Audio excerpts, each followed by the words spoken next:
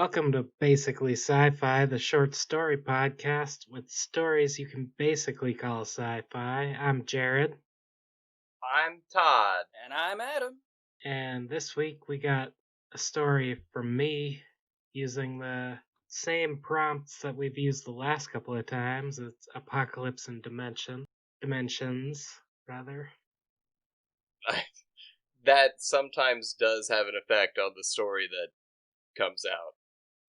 Yeah, the S on the pluralizing of it is key, I think. Except I think I only used one dimension in this one. Unless you're just gonna throw the first line in there. It's like, this story is happening in a dimension.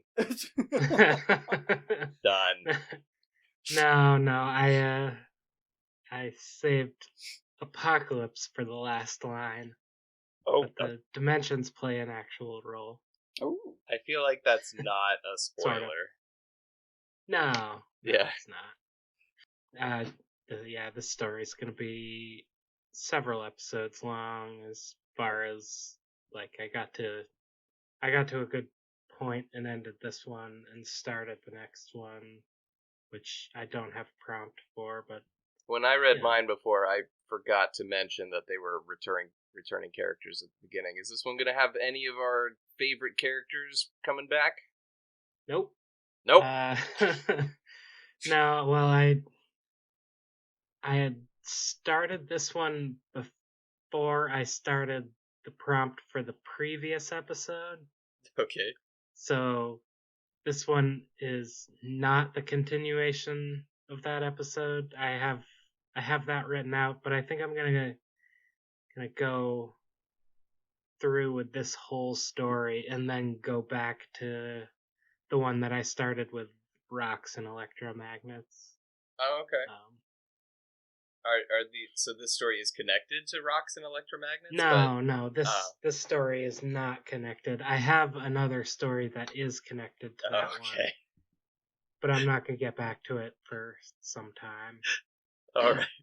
All of our magnetism fans are extremely disappointed, but yeah, our apocalypse demographic is going to be stoked.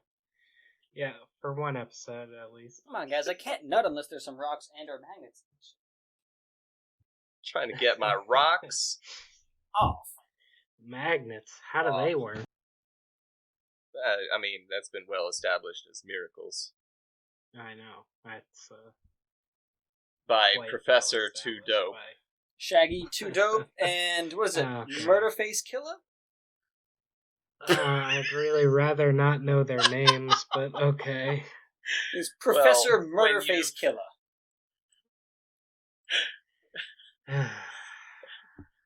When you've dated as many girls that are down with the clown as I have, you pick up these things. Yeah, I know Tomo always loved them.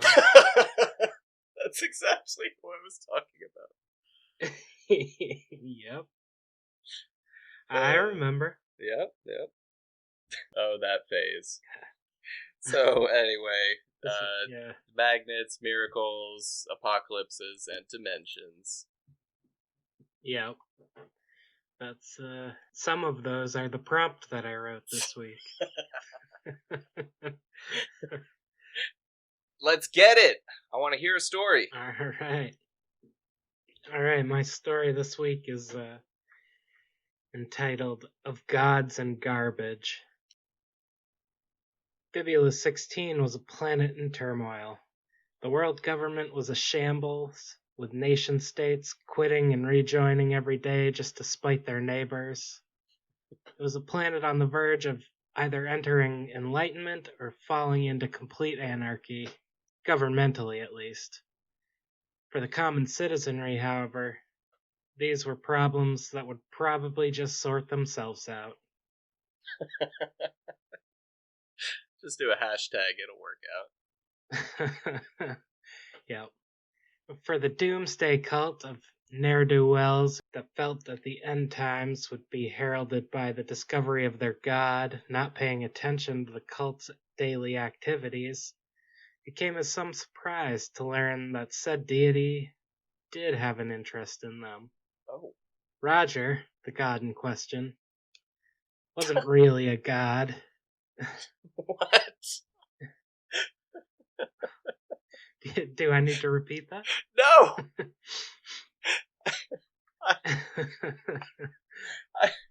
I'm on a roller coaster here of like, oh my god, in this world, they know that God is real and he has an interest in them, yeah. but he's also not God. Yeah.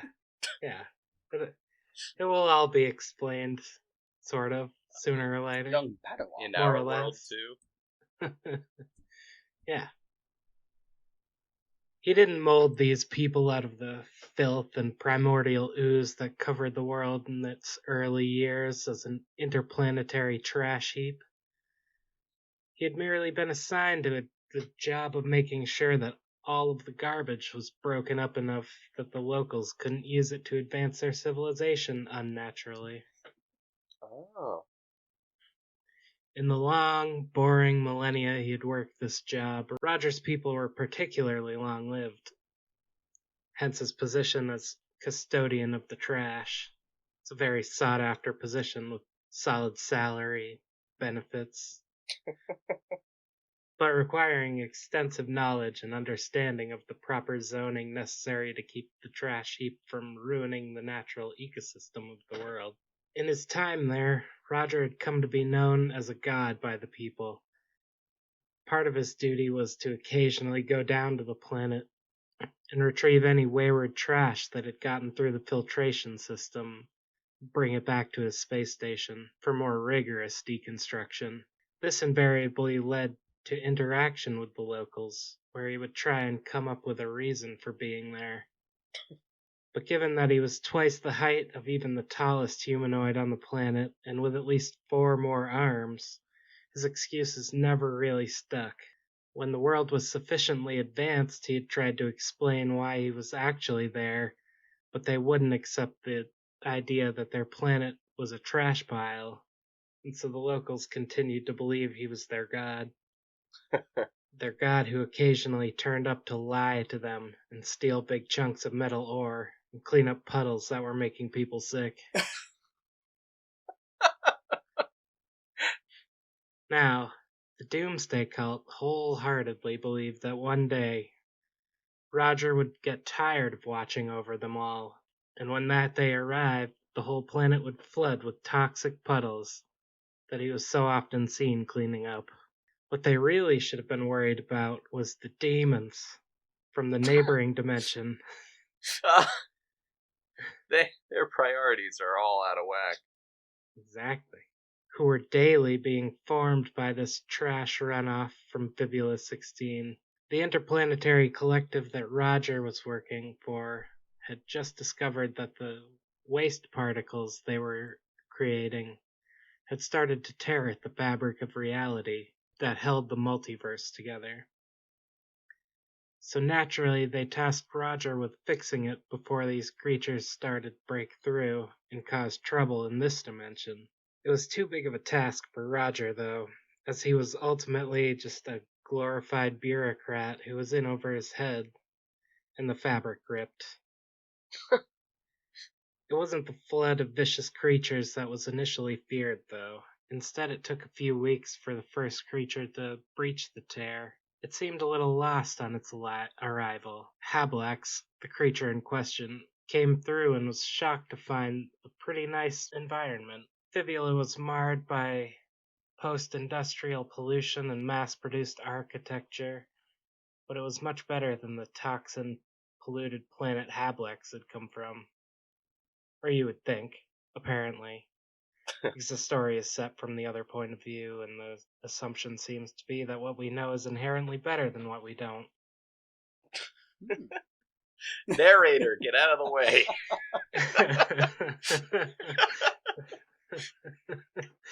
Narrator must always interfere. Hablax went home after a short while, spent exploring on his own. Is he the main character of the story now? For the moment. To pick up some friends to stand guard at the rupture, to prevent anyone from coming or going, and occasionally send strongly worded letters chastising the other world for being so reckless and causing the rift in the first place. Eventually, many years later, someone on Fibula found the rift in a neatly stacked pile of notes. As the years had passed, Roger had called in various experts to try and seal the rift, but while they failed at that, they had managed to stop the damage from worsening. Oh man. Like, apocalypses never go down like they do in movies. You think it's going to be sudden, but no, it's a long Nope, it's a long, drawn-out process. Who'd have thought?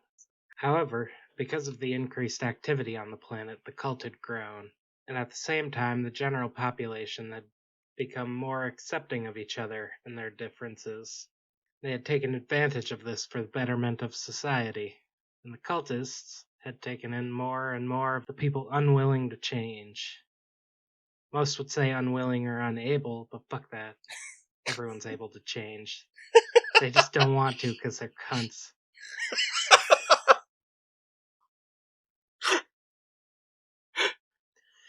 Upon the discovery of the rift, Fibulin sent a team of scientists to research the anomaly, and when they arrived, they were greeted by Roger. He explained that the rift had been formed due to the unexpected consequences of his own scientific research. After a millennia of watching these people grow, Roger still couldn't bring himself to admit that their planet was a trash heap. As he took his leave, Roger informed them that the rift could be traversed, and that the world on the other side was livable, and that their residents had been trying to make contact for many years. At that, he left the scientists with the stack of notes, which they couldn't translate, and wandered off to continue his duties. The scientists were excited to venture into the new world, so rather than check with their governmental figures, they just crossed over anyways. Upon arrival, they found the descendants of the guard that Hablax had formed waiting for them. This Hablaxian guard, as they had come to be known, appeared to be populated primarily by horrifying creatures with 6 arms each, 2 to 5 heads, and restless temperaments. However, today was the day they were prepared for over a century. The celebratory cakes and booze were broken out and passed around to the scientists and guards on duty. Oh my god. Pictures were taken, a treaty was proposed.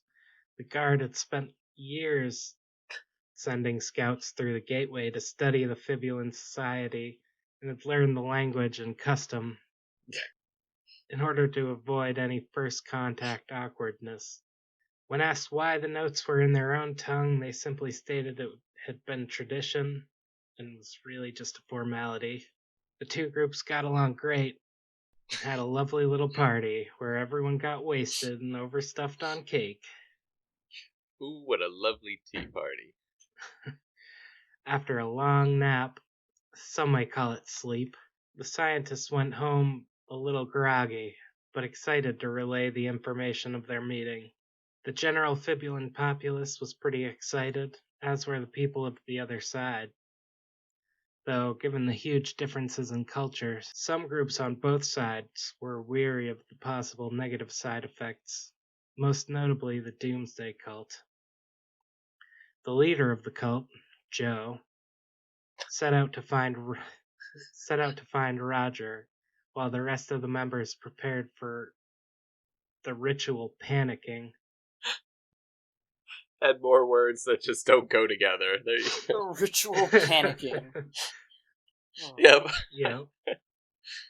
Joe found Robert mopping up a puddle of nuclear waste that was threatening the local nest of wasps.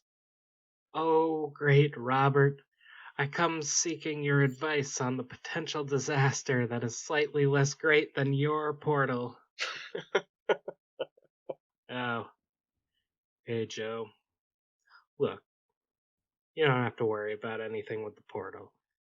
It isn't going to change at all, and the folks on the other side are real nice. Roger had been assuming this moment would come sooner or later, and planned this response covering his bases. Joe, of course, was not satisfied. But if you start paying attention to them, the floods will come and destroy everything. We've been over this, Joe. Cleaning your planet is my job. I'll be here for a lot longer, and when I do leave, someone else will take over. You're going to be fine. Joe looked confused for a minute. He had in fact never been told this. Roger had mistaken him for his predecessor, also named Joe, along with all of the cultists. That was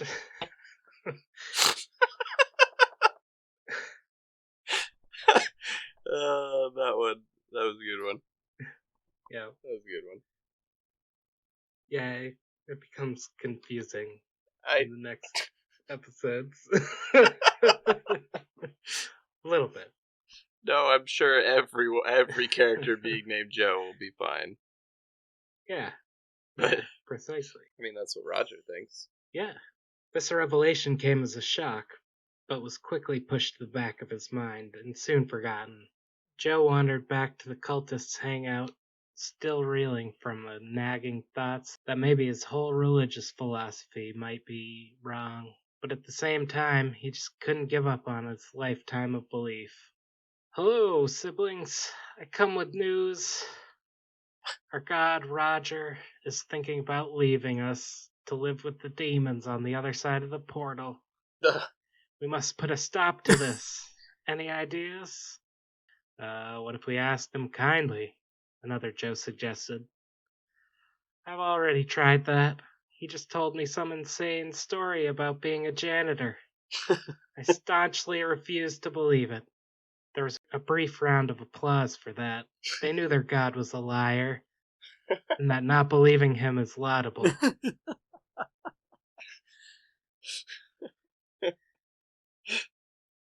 They have so much faith in not believing what they're told. Exactly. It's the most cynical religion. Yes. Yep.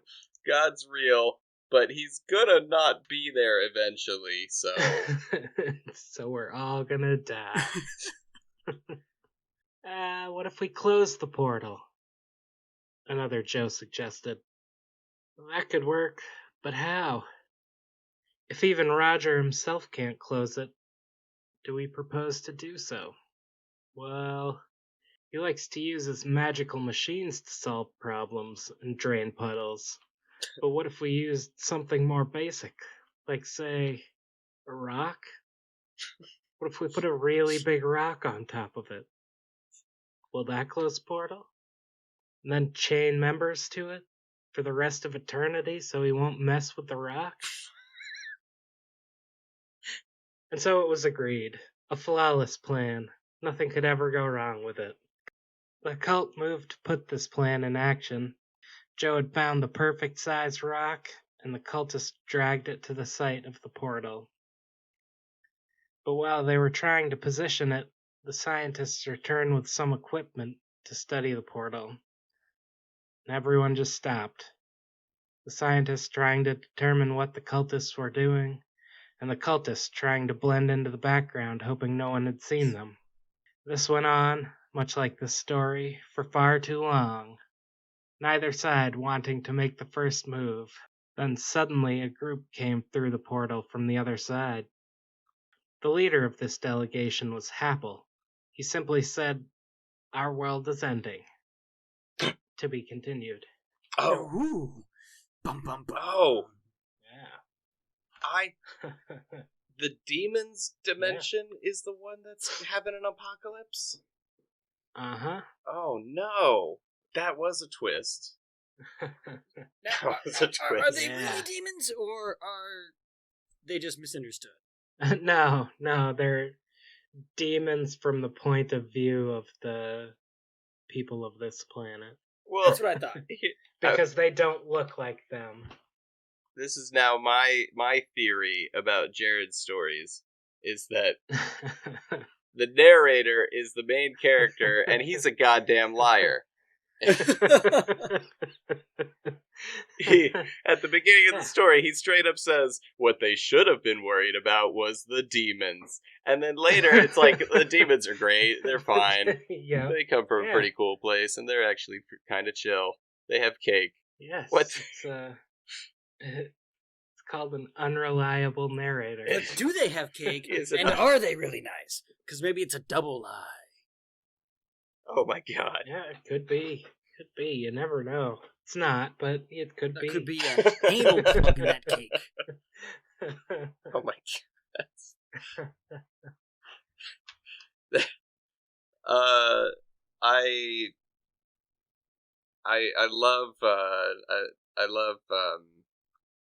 I love your characters. You know, you always say that they don't talk that much, and yet yeah, they don't. And yeah, it's not like a, you know, like a just constant conversation like my stories are, but they all have character right from the first line. Like, so I've got my notes here while I'm listening to your story, and my first note that I wrote about Roger is he a giant?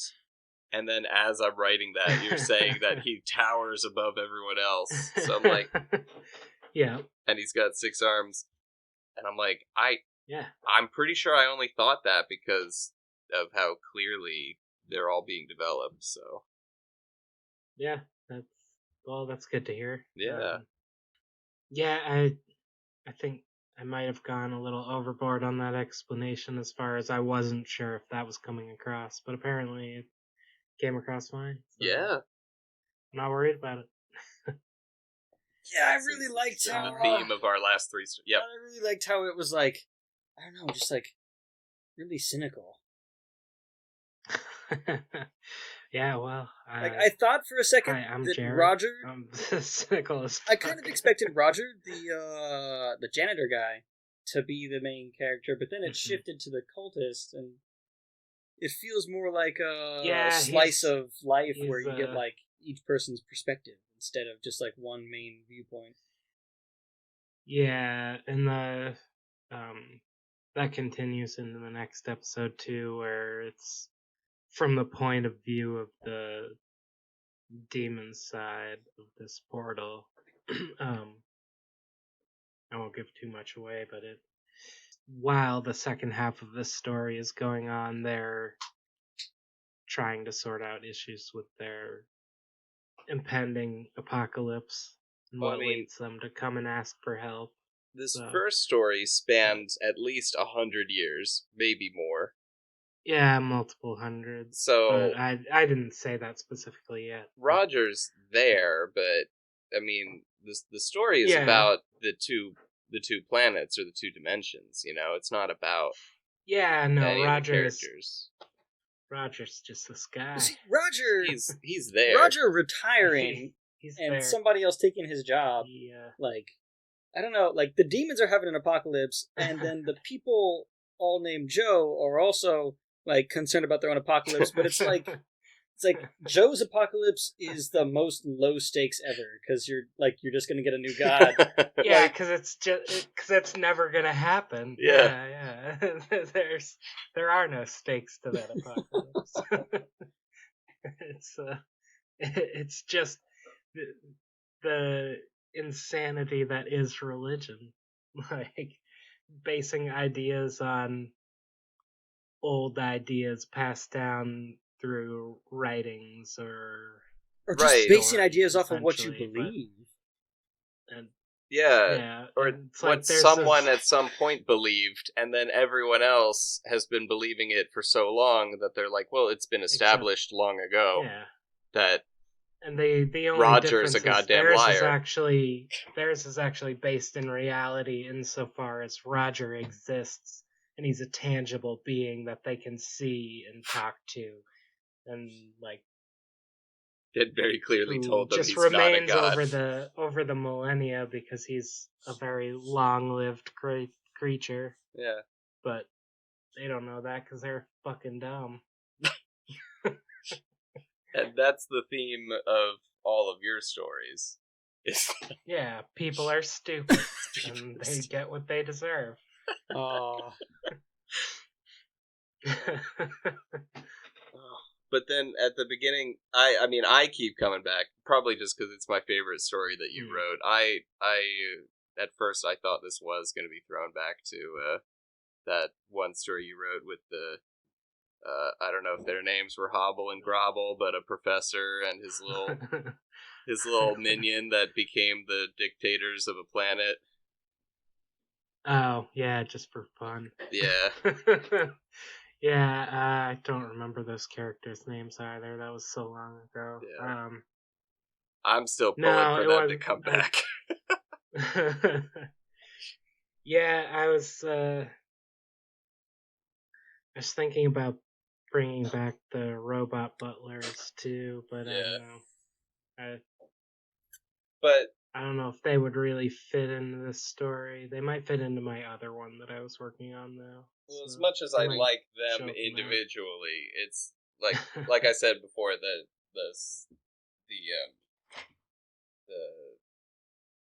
the world. The story is about the world, and the world's so Yeah. It's not that you need to have the same characters.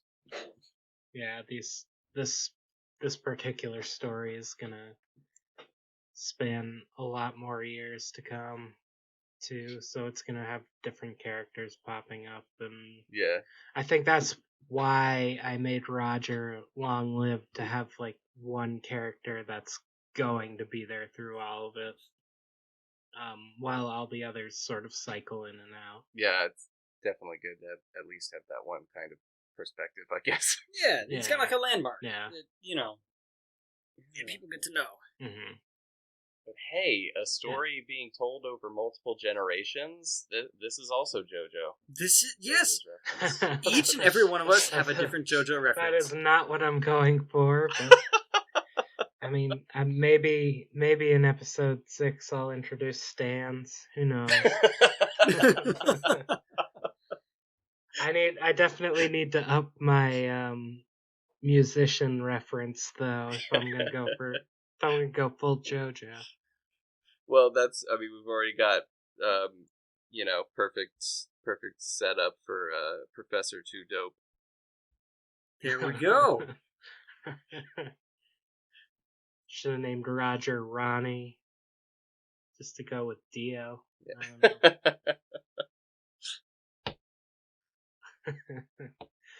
No. Oh shit! I do have a character named Ronnie in the next. Got it. Got it. Subconsciously, JoJo. God damn it.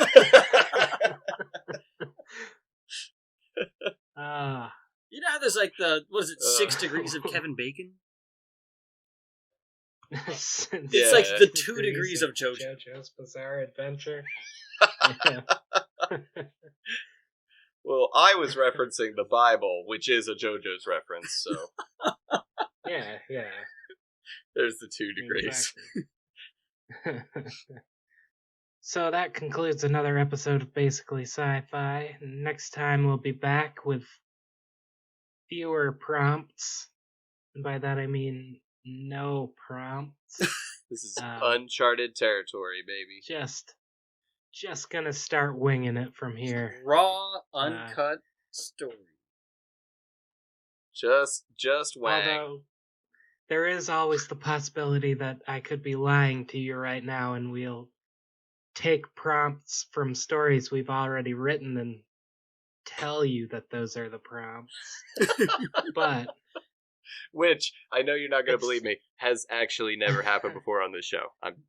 Not once. Not once. I have never, ever written a story. Oh, wait, my next story, I literally wrote prompts for myself and then afterwards found out that we weren't doing prompts. So. Oh, really? So, yeah. Well, I wrote a prompt and then ignored it immediately because that's what I do with prompts. Well, I don't have my next story written yet, so. No, I do. I have a few stories written at this point. But yeah, anyways. Next time, we'll be back with a story from somebody else. I guess it is going to be me up again next, though. Yeah, no, it's Todd up next, but Yeah. Looking forward to it. See you then. And if you're binging this 2 years from now, then I'll see you in a minute. And don't judge me. Yeah. All right. Bye, Mom. Bye now. Bye-bye.